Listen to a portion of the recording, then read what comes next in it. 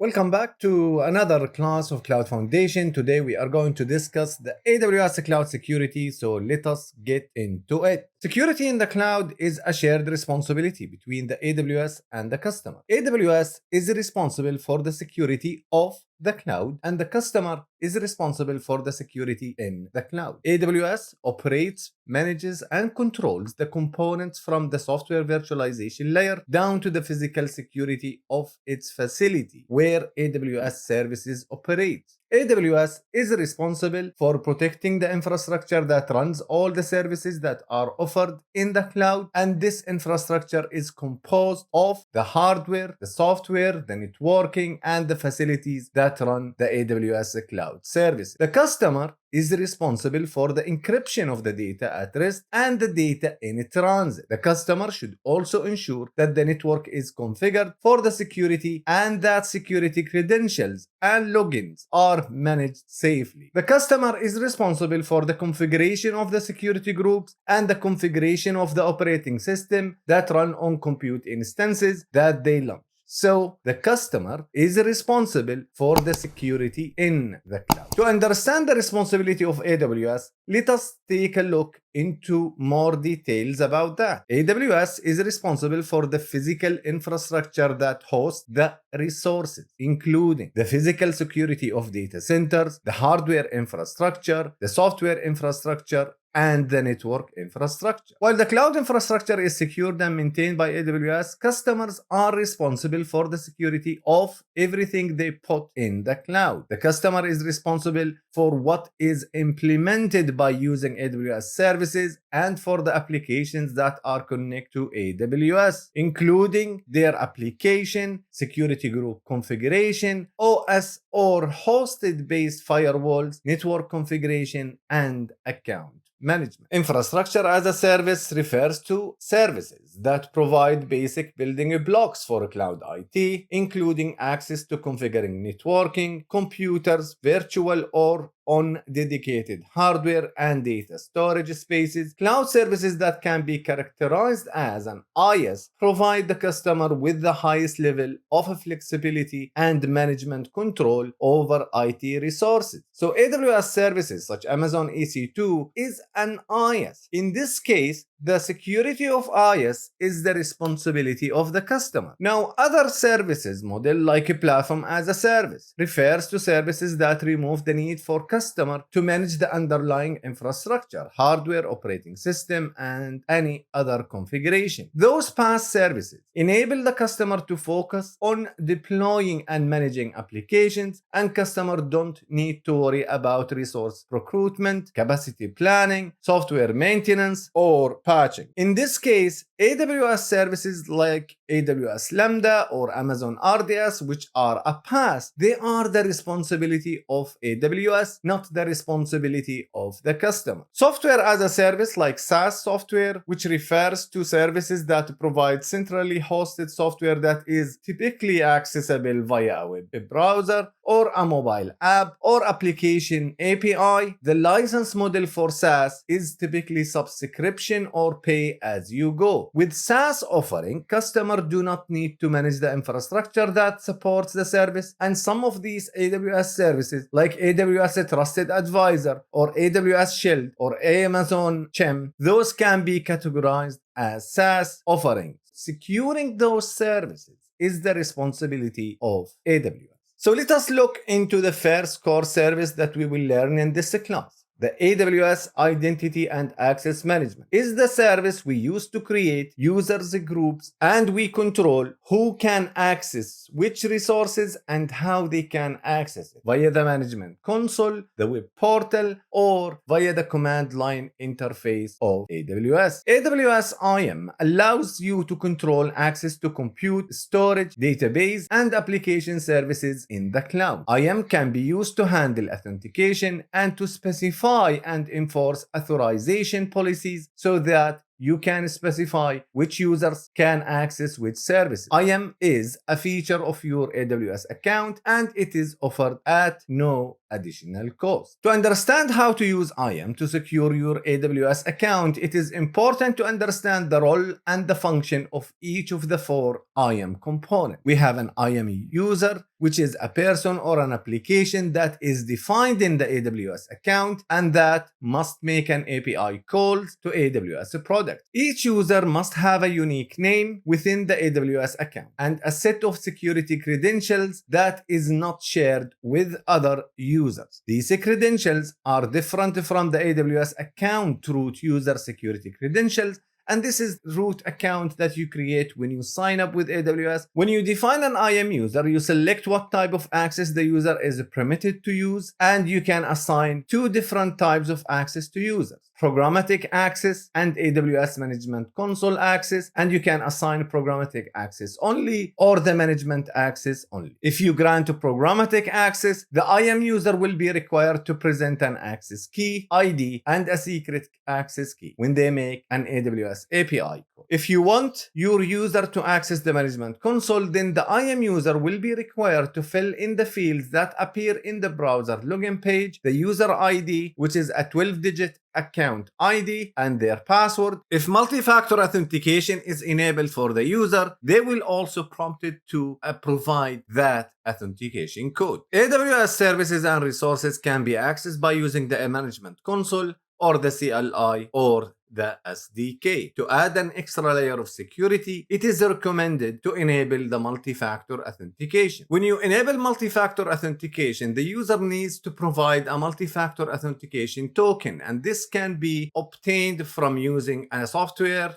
like Google Authenticator or a U2F security key or a hardware multi-factor authentication, as we can see here in the picture. To assign a permission to a user, a group, or a role, you must create an IAM policy. There are no default permission and all action in the accounts are denied to the user by default, and we call this implicit deny. Any actions that you do not explicitly allow are denied. Any actions that you explicitly deny are always denied. So you need to follow the principle of least privilege, which is an important concept to apply once you go to the IAM service and you configure users and the group. Because the IAM service is a global service, so the settings that you apply in one region will be also implemented and applied to other regions. There is two types of policy. There is the identity-based policy and the resource-based policy. Identity-based policy is the type of policy we assign to users or a group of users. The resource-based policy is the policy we assign to a resource so another service can have access to it. So let us take example about a resource-based policy, but first let us define what we mean by a role. An IAM role is an IAM identity with specific permissions. Similar to IAM user, you can attach a permission policy to it. It is different from IAM user because it is not uniquely associated with one person and it can assumed by a person or application or a service. A role provides us with a temporary security credentials. So for example, in this example here, we have a developer who runs an application on an EC2 instance that requires access to the S3 bucket. That S3 bucket is named photos. In order to give that permission to that EC2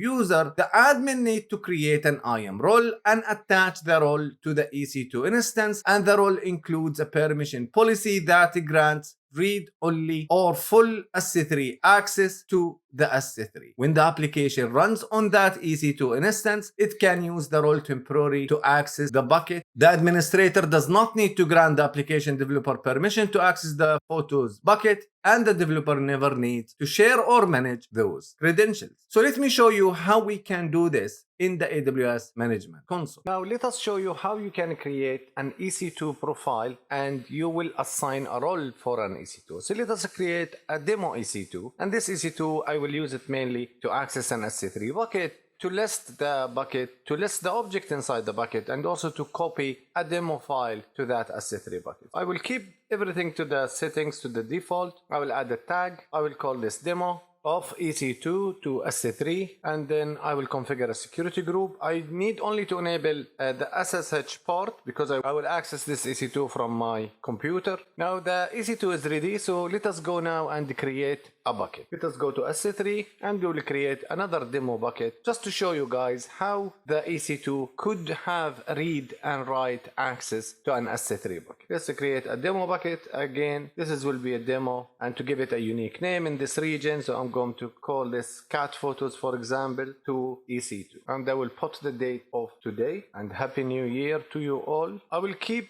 the ACL to be enabled for the bucket owner, and I will enable versioning as well, because I'm going to use and show you in the future video how versioning could be used to protect accidental damage. Now we have the bucket created, so let us go back now to our EC2 and we will download the PIM file, and that PIM file we will use it mainly to access the EC2 via SSH, and from the EC2 I want to copy a file to the SC3. Let me download the PIM file. If you are using a root account to do this demo, just to create a new PIM file for your EC2 and download it and give it a permission chmod 400, or use PuTTY. The link for my PuTTY video for the Windows user is going to be up in the card section of this video. Now let us go to the EC2 and get the public IP address. Again, for PuTTY user it's the same, you will use the same IP address in PuTTY. Click on yes. Now we have access to the EC2. What we want to do now is to check that we have access to the bucket. Let's create file before touch demo.txt. This will create a file, and I will open the file in nano, and this is like a file, a demo file. I will put some text in it. Let us write this is a file to show the EC2 to SC3, and we will save. Now let us do now an AWS SC3 copy cp demo.txt to SC3, and we will specify the bucket name. You could go back to SC3 and copy the bucket name at this stage if you don't have it. So let me open SC3 in a new tab, and this is my demo bucket. I will copy the name, and be careful here guys, it's the name of the bucket, not the ARN, and you can see there is a permission error. We don't have the correct permission to be able to write to this bucket. Even if we do AWS SC3 ls, this means we don't even have a permission to SC3 as a service, not only that bucket in specific. So let us go now to IAM. In IAM there is a role created, it's called my SC3 role. Creation of the role is above the level of the cloud practitioner, so we will show you this later on in the solution architect. You can see here we are giving an EC2 instance a full permission over an SC3 from the JSON. All we need to do now is to go to the EC2, and from the EC2 we will basically modify the IAM role, and we will assign the my SC3 role to it. It's the last one there in the menu, and click on save. Now let us try to copy the demo file again to SC3, and you will be able to see that this file is obviously copied successfully. It has been uploaded to SC3. You can go back to SC3 and check. So the file is there, and we can view it as well in the console. Let us upload now a cat photo from my computer, and the point here, I just want to make sure not only I can write to this SC3, I could also list any new object. Remember, SC3 give you hard consistency for a new object and read after write consistency for updated object. Later on in the solution architect, if you are following this channel, we're going to describe all of these in details. I'm going to provide you with more details about it. Now, IAM group is a collection of IAM users. IAM groups offer a convenient way to specify permissions for a collection of users, which can make it easier to manage those permissions for those users. So the key takeaways from this lesson today. IAM policy are constructed with a JavaScript notation, and they can be used to define a permission. IAM policies can be attached to any IAM entity. Entities are IAM user, IAM groups, and IAM roles. An IAM user provides a way for a person or application or a service to authenticate to AWS. A group is a simple way to attach the same policies to multiple users, and the role can have permissions policies attached to it and can be used to delegate temporary access to users or applications. So let us take now a look into securing a new AWS account. And normally in the certificate exam, they will ask you about this. So in AWS, we have two types of user. We have the AWS account root user access, which is the user you create once you sign up with AWS.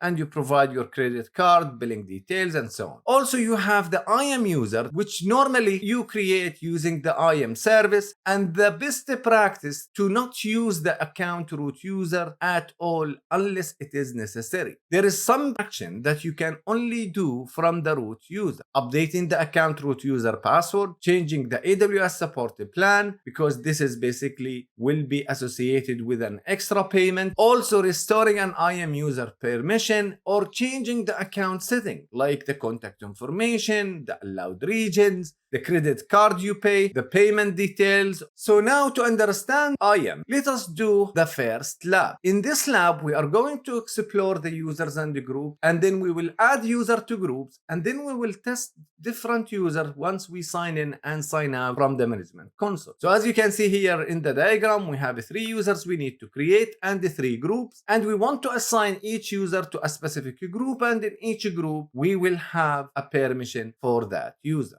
This is Lab 1, Introduction to AWS IAM. We will study the IAM service, which is a service enable us to create users and the group, and we assign permission and security credentials to those users, and also we control how they can access the console, whether they can access it from the management console, the web console, or from the command line interface or the AWS CLI. Now in this lab, we are going to create the following architecture. We have 3 users, user 1, 2, and 3, and we will assign those users to a specific group. So user 1 will be assigned the SC3 support, and based on the permission that we have in that SC3 support group, user 1 will be inherited an SC3 read-only access. User 2 is going to be assigned to the EC2 support, and he will be assigned an EC2 read-only access. Now user 3 is going to be assigned the EC2 view start and stop access for the EC2. So this means user 3 will be able to start a new EC2 instance and stop running EC2 instance. Now this is going to be your first lab if you are doing the Cloud Foundation class in the AWS Academy. So feel free to take your time doing this lab and try to practice doing this lab many times until you really find yourself comfortable dealing with the AWS Management Console. So let us now go and look to the first task. We need to go to the IAM service. So you could go to services, and from the services you can have a list of all services that are available, or you can come to the security and identity and you will find the IAM service is going to be sorted here as an IAM. You could add it to your favorite. If you are doing this lab from the root account, not from the Academy account, you could basically create the same environment that we have in the lab sheet, and I will leave a description for it down below. So let us go to the IAM, or you can find IAM from the search bar here. Now, because this is your first lab, you will find dealing with the management console is a little bit confusing, so don't be confused. You can search, you can go back, you can stop and start the lab at any time. You will find in this lab that we have 3 users already created by the lab sheet. Now this AWS student is the current student I'm using to do this lab. So we have user 1, user 2, and user 3. And if you go to groups, you will find also there is an SC3 support, EC2 support, and EC2 admin. Let us look to the SC3 support. When you go to the SC3 support, there is a list of users, and you can see the group is empty at the moment because we will later on add a user to it. And there is the permission tab. Now from the permission, if you expand it from the plus sign, you will find that this user or this group is going to give you the permission Amazon SC3 read-only access. Those permissions are ready-made by AWS, so they are not user-defined. Effect of this policy is going to be allow SC3 get list and get and list for SC3 object, which means any user we will add to this group, he's going to have a read-only access, and he won't be able to upload a file to the SC3 bucket. Go back and see now the EC2 support group. This is where we will add user 2, and let us look to the permissions and from the permission, we expand the EC2 read-only access, the Amazon EC2 read-only access policy. This is giving a user the allow effect to describe an EC2, to describe a load balancing, and also to describe and to list and to get the statistics of CloudWatch. So if this user is going to monitor the EC2 instance, he needs this kind of action so he can basically monitor the EC2 instance in the AWS Management Console. And he has as well the ability to view the auto-scaling group. If you go back now to the user group, there is an EC2 admin group. And in this EC2 admin group, we have EC2 admin policy. In this EC2 admin policy, you can click at it here to view in the visual editor of the permission, or you could go back and view the JSON. Now in this lab, you should try to practice looking to the EC2 policy itself, because later on, when we do the Academy Cloud Architecting class, we are going to study more about those policies. So it's very important to start looking at them and just to feel okay reading this JSON syntax. Now in the EC2 admin policy, we have an effect allow to describe, to start and to stop an EC2 instance. So any user we will add to the EC2 admin, he will be able to start and stop an EC2. So let us now add these based on the lab sheet. Let us implement what is given to us by the lab sheet. And you can look to this table here. And this table summarizes everything we need to do. So in the S3 support, we are going to select this group. And from add users, we are going to select user 1. So user 1, he will be able to have access to S3 read only. Now from EC2 support group, we are going to add user, and we will add user 2. Then we go back to user groups, and from the EC2 admin group, we will select it and then access add users, and we will select user 3. This will be our admin. Now we need to test that we have assigned the correct group to each one of those users. To do that, in the dashboard, you are giving the sign-in URL for any IAM user you create using this root account. Now you can look to this as my root account currently. So let us copy this link, and you can open it in a new window or in a private session or from a different browser if you need, and then paste the link here. And this will give you a request to fill in the username and password. Now, based on the lab sheet, user 1, password is lab-password1, and then click on sign. Now you can see now user 1 is accessing the management console. Make sure to change this to the default region that we have in the AWS Academy. If you are doing this from root account again, you feel free to do it in any region because you have permission to do those. And remember that IAM is a global service. Now we need to go to S3 from this user, and we want to verify that this user can view an S3 bucket. So as you can see, there is a sample bucket here. You could try to upload if you want. You try add a file to this S3. Let us basically add this file here. The upload button is going to be down below. Click on upload, and you can see now after a while it will give me an error because I don't have permission to upload or to change the content of anything inside the S3 bucket. Let's go back to the EC2. Now from the EC2, we want to check that this user has no permission, and here I'm talking about user 1. He has no permission to view any running instance or to do anything inside the EC2 because he never had a permission to do so. Now we can sign out. And now with the same link, if you just copy the same link, just paste it again. Now we sign as user 2. Now let us test that this user has an access to S3, because remember user 2 was giving a permission to access the EC2 support group. So he has only permission to view the EC2, and you can see it gives us an error here that you don't have permission to list buckets. So we can go now to test that this user can do anything in the EC2 console. So let's go to the EC2. We can see there is 2 instances running, and the reason why you can see this, because remember you have to go to North Virginia US East 1, and there is 2 lab hosts and bastion hosts. Let us try now to stop one of these, and as you can see I'm giving an error, which is correct because I never assign a permission to user 2 to start or to stop an EC2 instance. Let us sign out. Let us go back now to the same link that we just copied from the previous step, and now put user 3 and the password for user 3, and then click sign.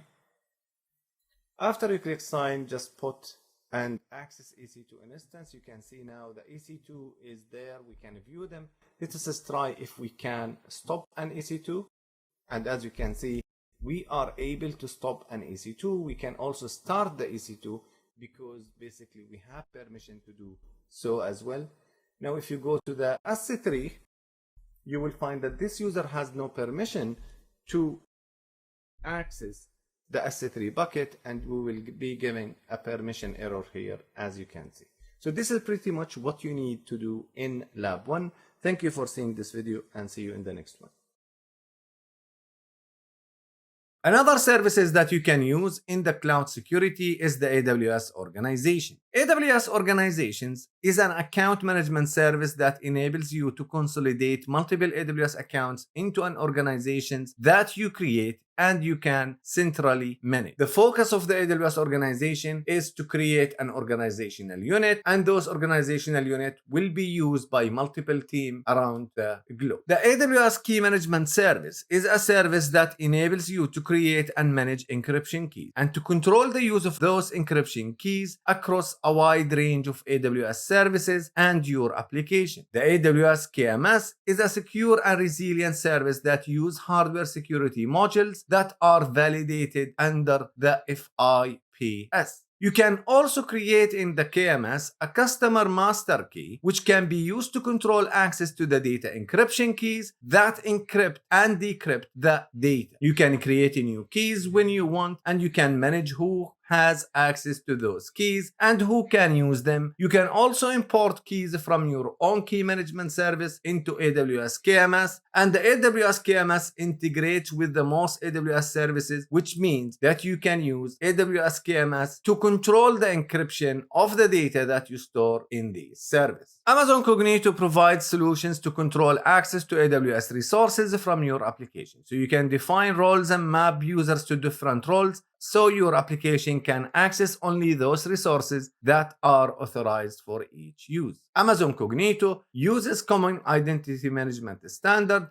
such as the Security Assertion Markup Language SAML. AWS Shield is a managed distributed denial of service protection service that safeguards your web servers and application that runs on AWS. It provides always-on detection and automatic inline mitigation that minimize application downtime and latency, so there is no need to engage AWS support to benefit from denial of service attack protection. There is AWS Shield Standard, which is automatically enabled to all AWS customers at no additional cost, and there is the AWS Shield Advanced, which is an optional paid service. The AWS Shield Advanced provides additional protection against more sophisticated and large attacks for your applications that run on Amazon EC2, Elastic Load Balancing, Amazon Cloud Front, and AWS Global Accelerator, and Amazon Route 53. Let us look now in securing data on AWS. We have encryption of the data at rest. It is an essential tool to use when your objective is to protect the digital data and you want to encrypt the data that you have and stored in AWS storage service. Data at rest refers to the data that is physically stored on a disk or on tape. You can create encrypted file system on AWS so that all your data and metadata is encrypted at rest by using the open standard advanced encryption standard AES 256 encryption algorithm. When you use AWS KMS encryption and decryption, these are handled automatically and transparently so that you don't need to modify your application. If your organization is subject to corporate or regulation policies that require encryption of data and metadata at rest, AWS recommends encryption and enabling encryption in all services that store your data. Data in transit refers to the data that is moving across the network. Encryption of data in transit is accomplished by using the TLS 1.2 with an open standard. You could also use the AWS Certificate Manager, which is a service to enable you to provision, manage, and to deploy SSL and TLS certificates. By default, all Amazon S3 buckets are private and can be accessed only by users who are explicitly granted access. It is essential to manage and control access to Amazon S3 data. AWS provides many tools and options for controlling access to your S3 bucket or object, including Amazon S3 block public access, Amazon IAM policies, bucket policies, and access control list, and also the AWS Trusted Advisor, which provide you with a bucket permission check feature that is a useful tool for discovering if any of the bucket in your account have permissions that grant global access. AWS Config is a service that you use to access, audit, and evaluate the configuration of AWS resources from your management console, and it can be used to continuously monitoring your configuration and evaluate those configuration and review the recent changes. And you can also look to the detailed history of those configuration, and you can edit the configuration that was done, for example, in the last. AWS Artifact is a resource of compliance-related information, provide access to security and compliance reports and other online agreements. And these are available from the management console. So in this lesson, we discuss and define the shared responsibility model. We identify the responsibility of the customer and AWS, and we said AWS is responsible for the security of the cloud and the customers are responsible for the security in the cloud. We describe different types of security credentials. We identify the steps to secure a new AWS account. We explore IAM users and the groups, and we recognize how to secure AWS data, and we recognize AWS compliance program. Thank you for seeing this video and see you in the next one.